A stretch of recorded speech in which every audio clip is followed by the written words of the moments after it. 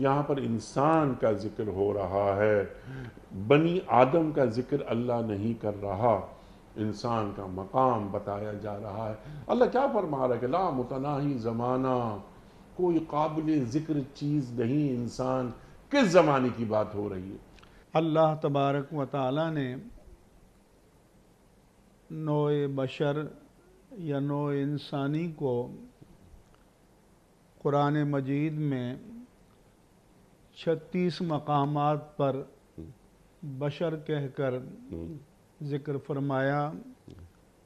2 مقامات پر بشرین فرمایا،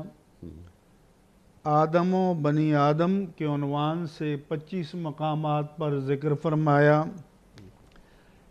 انسان کے عنوان سے 65 مقامات پر ذکر فرمایا،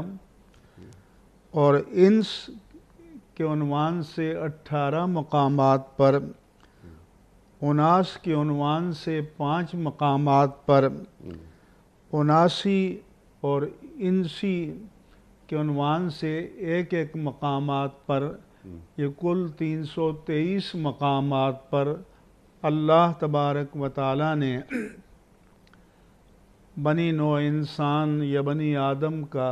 ذکر فرمایا، اور ان کے معنی کی مناسبتیں اپنی اپنی جگہ ہیں۔